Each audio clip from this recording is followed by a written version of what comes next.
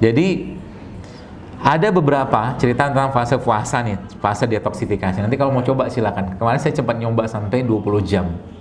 Ya. Yang pernah saya baca itu dalam sebuah tulisan itu, subhanallah, pada 12 jam itu tuh kita masuk pada fase fasted state. Jadi fasted state itu fase puasa awal gitu lah.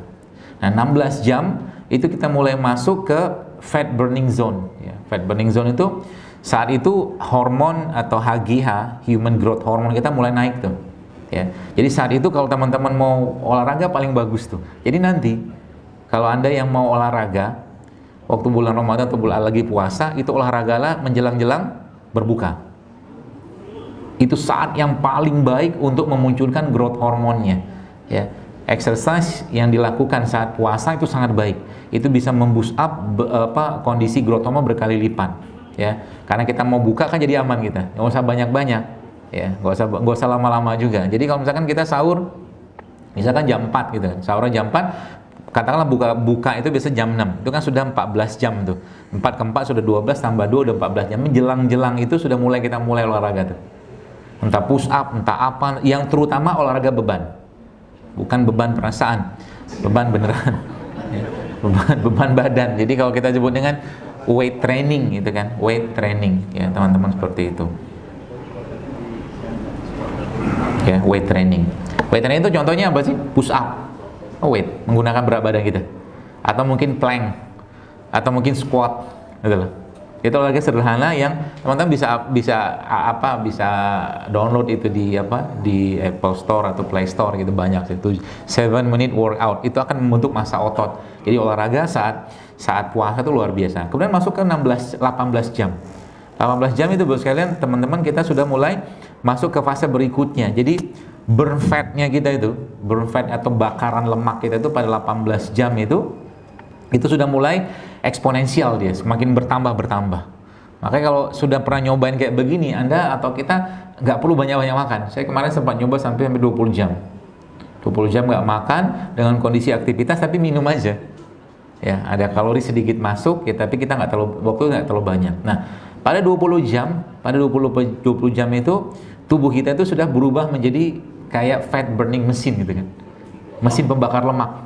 Nah, apa ceritanya lemak ini? Lemak ini teman-teman sekalian, kalau dia masuk ke badan kita dan kondisinya adalah tubuh terlalu banyak timbunan lemak, terutama lemak jahat. Kita mungkin ada kenal HDL, LDL, seperti itu tuh, lemak jahat lah bahasa kita tuh, otomatis banyak sistem kita akan bermasalah.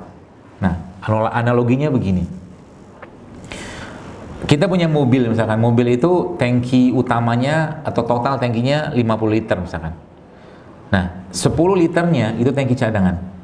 40 liternya, kalau Bapak Ibu teman-teman lihat, memang ada ternyata tangki cadangan tuh katanya. Teman saya kemarin sempat bongkar tangki itu, ternyata benar ada tangki cadangan, seperti tangki cadangan gitu kan, dalam mobil itu. Nah, 50 liter totalnya. Nah, pertanyaannya, bagaimana kita bisa mengakses ya, atau bagaimana kita bisa menggunakan tangki cadangan tadi? Catatannya, misalkan Anda dari sini mau misalkan ke Sukabumi misalkan, 3 jam lah misalkan, atau 2 jam. Nah, caranya supaya pakai tangki cadangan gimana? Jangan berhenti rest area, kan gitu. Jangan berhenti rest area. Kalau berhenti rest area, masuk lagi diisi bensin, masuk ke tangki utama. Tangki utama ini sebenarnya gula, isi gula.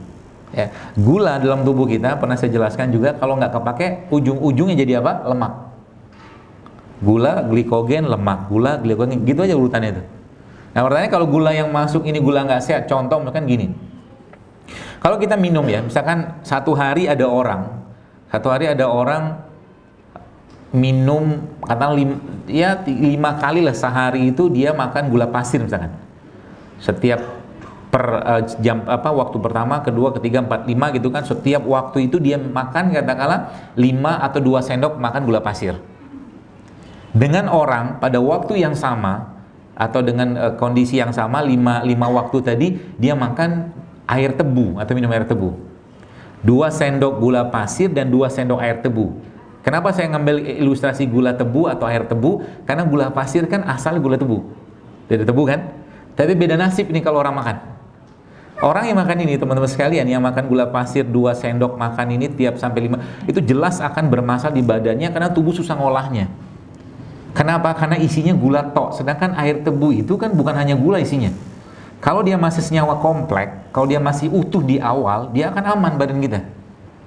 Itu kenapa? Kenapa banyak orang habis makan, misalkan makan nasi gitu kan, dengan berbagai macam lauknya ngantuk, terutama nasi-nasi yang tinggi dengan gula. Karena tubuh susah ngolahnya.